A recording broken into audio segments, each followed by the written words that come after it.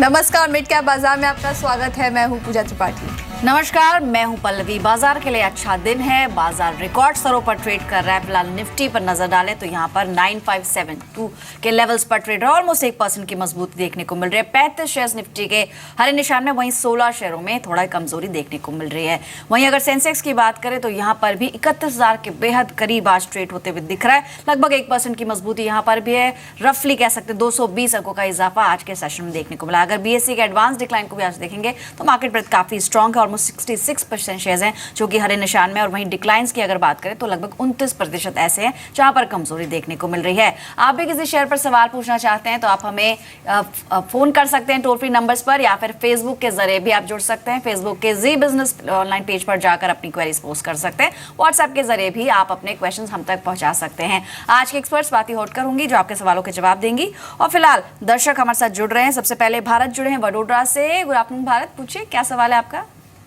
Madam, मैंने SBI bye किया हुआ है 1500 क्वांटिटी 296 पे। कब तक होल्ड कर सकते हैं इसे? 1 या 2 महीना। ठीक है स्वाति, 1 से 2 महीने का इनका नजरिया है। इनकी खरीद 296 के लेवल्स की है। क्या सलाह रहेगी आपकी एसबीआई में? आज थोड़ी कमजोरी है, दिन के निचले स्तरों पर है। 287 का लेवल देखने को मिल रहा है।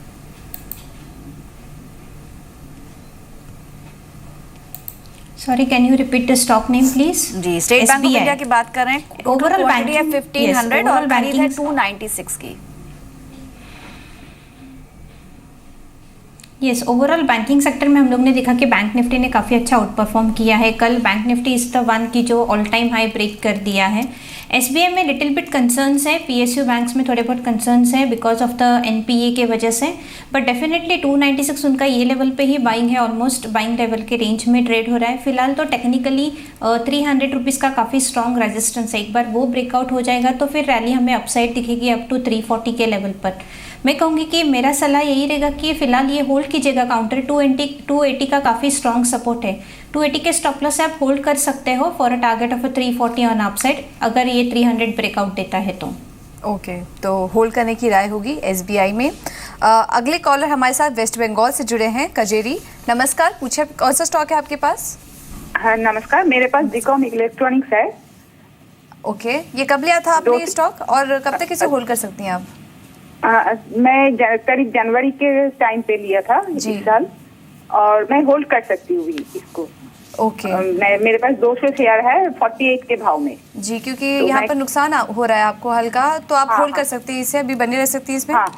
ओके, तो स्वाति से सवाल ले लेते हैं। स्वाति, इनके पास जायकॉम इलेक्ट्रॉनिक्स के शेयर्स हैं। 200 शेयर्स हैं, 48 के भाव पर इन्होंने जनवरी में लिया था, और इस वक्त काफ़ी कमज़ोरी हो रही है इन्हें। 33 के भाव पर आज ये स्टॉक कारोबार कर रहा है। हालांकि आज मजबूती है स्टॉक में, लेकिन लंबे समय के लिए स्टॉक में बने रह सकती हैं। क्या राय होगी आपकी शेयर पर? सी ओवरऑल अगर हम जायकॉम का वीकली चार्ट भी देखें तो continuous from 2015 onwards continuous sell off है ये पर्टिकुलर काउंटर पे। एक बार भी उसने रिवर्सल का साइन नहीं दिया है। ये स्टॉक 150 से जो कंटिन्यूस गिरते आ रहा है वो अभी ऑलमोस्ट 30 के लेवल्स पे चल रहा है, 32 33 के लेवल्स पे। तो मेरी सलाह रहेगी कि जितना भी अगर ये ऊपर आता है तो ट्राई टू एग्जिट आउट। कोई रिटर्न्स ज़्यादा नहीं मिलेंगे ये पर्टिकुलर काउंटर से। उसके बदले कोई दूसरे मिड कैप स्टॉक्स में आप डाल सकते हो, जैसे कि दूसरे स्टॉक्स में क्यूफिक बायो है, या फिर बैंकिंग सेक्टर्स में आप देखोगे तो केटीके बैंक है। ये काफ़ी अच्छा आउट परफॉर्मर्स है मिड कैप सेक्टर्स में। तो ये मेरी सलाह रहेगी कि ये काउंटर से आप बाहर निकलिए। जैसे भी अगर थोड़ा भी बाउंस बैक रैली आता है अप टू 40-45 लेवल्स, तो I will suggest to exit it out. ठीक है, तो कोई भी अगर तेजी दिखती है तो एग्जिट कर लें। फिलहाल 33 का स्तर देखने को मिल रहा है। फोन लाइन पर अब नवीन है चंडीगढ़ से। गुड आफ्टरनून नवीन, पूछिए कौन सा स्टॉक लिया आपने? मैडम, मेरे पास कैडिला हेल्थ केयर है 485 में। तो मुझे भी उसको होल्ड करना चाहिए या निकालना चाहिए? कितने टाइम पहले खरीदा था आपने? सॉरी मैम, कब खरीदा था आपने कैडिला? ये मैंने अभी जस्ट 5 डेज पहले खरीदा है। ठीक है, यानी जिस बीच गिरावट रही है फार्मा काउंटर्स में तब इन्होंने पिक किया। फिलहाल नुकसान काफ़ी है, 800 क्वांटिटी है। स्वाति, कैडिला हेल्थ केयर आज के सेशन में तो हालांकि 1.5% ऊपर है, लेकिन जिस तरह से पिटाई हो रही है फार्मा काउंटर्स की और जो खबरें भी हैं काफ़ी नेगेटिव साइड पर ही हैं। कैडिला में अभी क्या करना चाहिए? ये सबने सही कहा कि फार्मा पैक ओवरऑल कुछ भी नहीं चल रहा है, इवन मार्केट्स हायर लेवल्स पे है तो ये थोड़े भी साइंस नहीं दिखा रहे हैं रिकवरी के। तो आई विल सजेस्ट कि एक बार ये एग्जिट करना चाहिए जितना भी अगर ऊपर आता है 450 470 के रेंज में।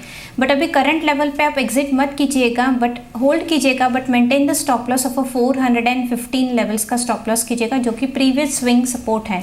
तो एक बार वो सपोर्ट से आप होल्ड कर सकते हो।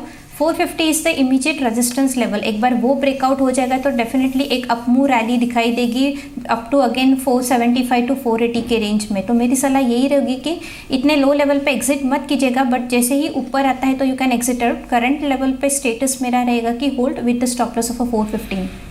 चलिए, तो 415 के स्टॉप लॉस के साथ होल्ड करने की राय होगी। 450 अगर ये स्टॉक ब्रेक करता है तो आगे एक अपसाइड यहाँ पर कैडिला हेल्थ केयर के स्टॉक में देखने को मिल सकता है।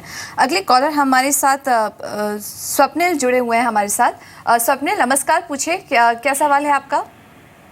हाँ मैडम, मैंने सिंडिकेट बैंक से 500 शेयर लिए थे 90 रुपए पे जी। तो मेरा लॉन्ग टर्म का ये होल्डिंग का क्राइटेरिया है, तो क्या अभी फिलहाल करना चाहिए? सिंडिकेट बैंक में आप लॉन्ग टर्म के लिए होल्ड कर सकते हैं। हाँ। ये कब लिया था आपने? मैंने 2 हफ्ते पहले लिया था 90 रुपए पे। ओके। सिंडिकेट बैंक स्वाति, वैसे जब से नतीजे आए हैं काफ़ी कमज़ोरी स्टॉक में देखने को मिल चुकी है और एनपीए कंसर्न्स हैं इस बैंक को लेकर, लेकिन ये लॉन्ग टर्म के लिए होल्ड कर सकता है। लॉन्ग टर्म के लिए सिंडिकेट बैंक कैसा दिख रहा है आपको?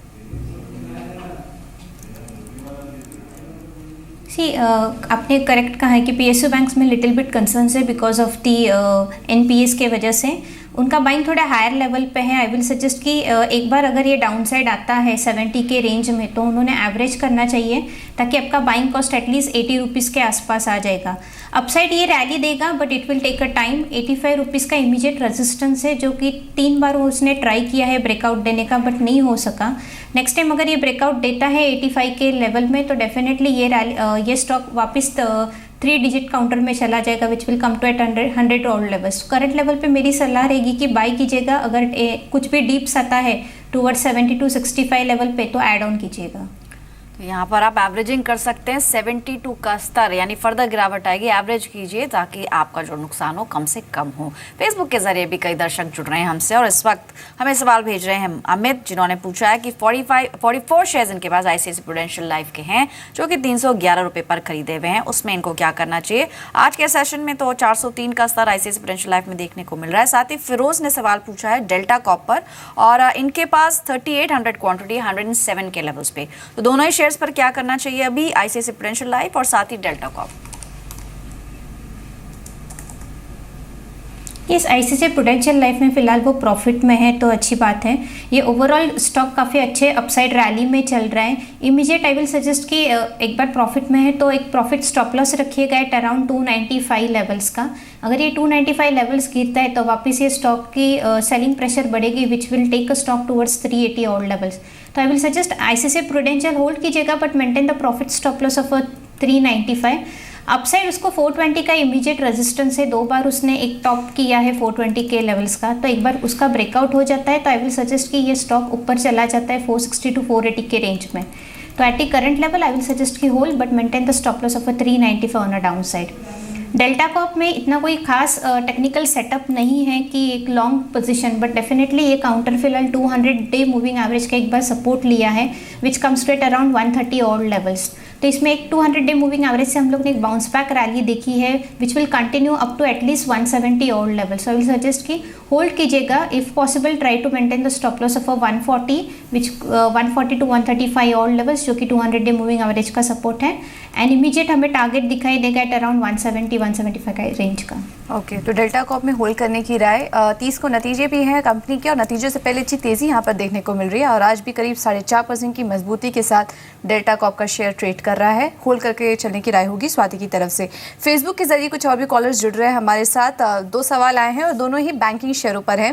पार्थ शाह का हमें मैसेज आया है, इनकी खरीद सेंट्रल बैंक ऑफ इंडिया में है। 100 शेयर्स इन्होंने लिए थे, 180 के भाव पर लिए थे और हल्का नुकसान इनको यहाँ पर देखने को मिल रहा है। 180 की इनकी खरीद थी और इस वक्त स्टॉक 104 के आसपास ट्रेड कर रहा है। यहाँ पर नुकसान इनको देखने को मिल रहा है। और दूसरा सवाल भी ले लेते हैं। दीपक का मैसेज हमें आया है, एक्सिस बैंक इन्होंने लिया है 499 के लेवल्स पर लिए हैं और इनका व्यू 6 महीने का है। अगले 6 महीने के लिए एक्सिस बैंक के शेयर को होल्ड कर सकते हैं और यहाँ पर इनको अच्छा मुनाफा देखने को मिल रहा है। Swati, central bank of India यहाँ पर भी हैं कंसर्न्स और इनकी खरीद भी काफ़ी ऊपर की लग रही है। सेंट्रल बैंक ऑफ इंडिया में आपकी क्या राय होगी और एक्सिस बैंक अगले 6 महीने के लिए चार्ट्स आपको कैसे दिखाई दे रहे हैं? ये सेंट्रल बैंक में कंसर्न्स हैं, उसने टॉप किया है technically at around 122 all level से, उससे हम लोग कंटिन्यूस प्रॉफिट बुकिंग देख रहे हैं एट अराउंड 100-400 अभी इमीडिएट सपोर्ट है 100 रुपीज़ का। जब तक ये होल्ड रख रहा है तब तक वी हैव एक्सपेक्टेशंस कि ये ऊपर थोड़ा बहुत पुल बैक रैली दे देगा up to 114-120 once again.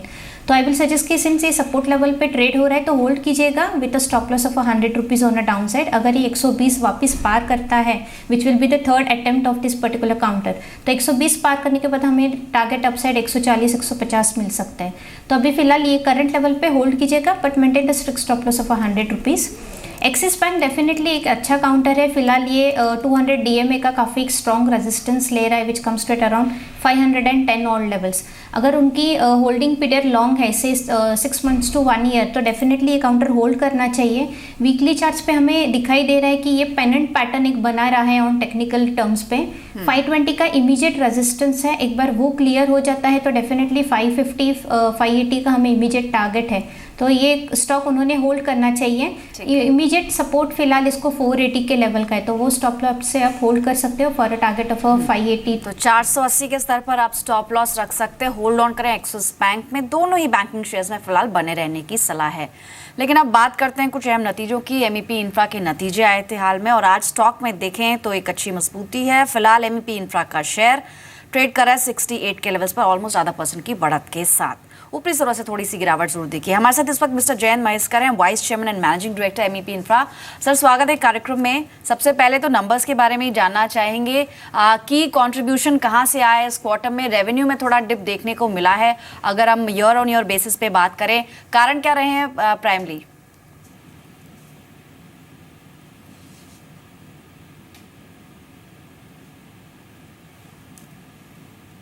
Mister Jayant महेश्कर, सुन पा रहे हैं आप?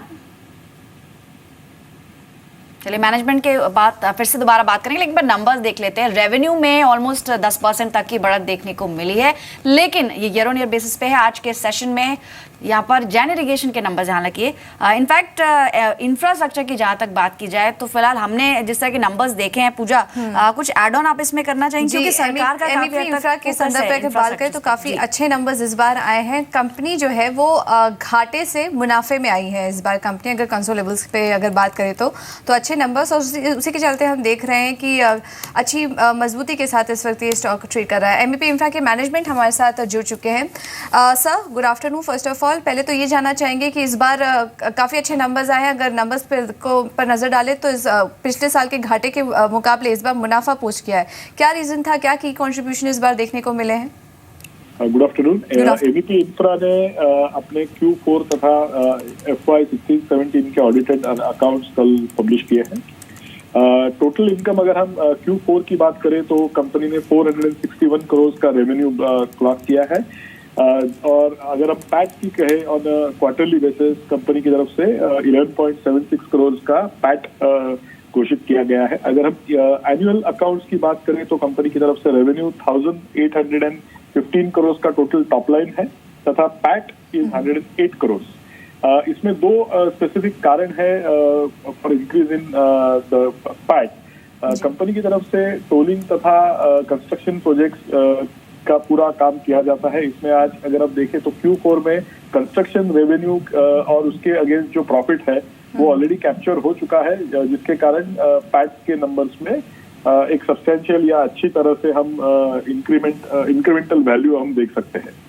जी सर, करेंटली ऑर्डर बुक कैसी दिखाई दे रही है कंपनी की, और अगर बात करें ओवरऑल इंफ्रा सेक्टर के हालात की तो मोदी गवर्नमेंट को भी अभी 3 साल आज पूरे हो चुके हैं। इस वक्त आपको तब से लेकर अब तक जो इंफ्रा सेक्टर की अगर बात करें तो किस तरह के डेवलपमेंट आपको देखने को मिले हैं? अगर हम सेक्टर की बात कहें तो बेसिकली लास्ट 3 इयर्स में सरकार की तरफ से डेफिनेटली फर्स्ट ऑफ ऑल मुझे सरकार को कॉन्ग्रेचुलेट मैं करना चाहूंगा। 3 साल का अच्छा प्रशासन और स्वच्छ प्रशासन सरकार की तरफ से किया जा रहा है, उसके लिए उनका कॉन्ग्रेचुलेट करना चाहूंगा। दूसरा, अगर हम 3 साल के सेक्टर की बारे में बात करें तो लास्ट 3 इयर्स में सेक्टर में बहुत ही अच्छी तरह से ट्रैक्शन किया गया है सरकार की तरफ से, जिसमें जो कंपनीज या प्रोजेक्ट लैंग्वेजिंग थे on account of specific issues, अगर हम लैंड एक्विजिशन कहे या एनवायरमेंट क्लियरेंसेस कहे या कहीं फाइनेंशियल क्लोजर्स में इश्यूज थे, वो सरकार की तरफ से by way of one time equity infusion या आर्बिट्रेशन अवार्ड्स की अगर हम बात करें, जिसमें आर्बिट्रेशन अवार्ड्स में सरकार की तरफ से एक अच्छा नया परिवर्तन लाया गया है, जिसके कारण जो कंपनियां या जो डेवलपर्स कैश फ्लो या इश्यूज कंसर्निंग थे वो फेस कर रहे थे, उसका सरकार की तरफ से एक अच्छा समाधान किया गया है। जो अगर हम सरकार की तरफ से जो ऑर्डर्स की बात करें तो नेशनल हाईवे तथा मिनिस्ट्री ऑफ रोड्स की तरफ से बड़ी पैमाने पे लास्ट 1.5 ईयर में टेंडरिंग हुआ है, जिसका एक्चुअल कंस्ट्रक्शन भी चालू हुआ है और अगले 1 या 2 साल में completion of those projects which were awarded उसका पूरा होना निश्चित है। Okay sir, thank you so much हमसे हमारे साथ अपने नतीजों पर और डिटेल में चर्चा करने के लिए। ये थे MEP इंफ्रा के मैनेजमेंट और अपने नतीजों पर और डिटेल में हमसे बात करने के लिए।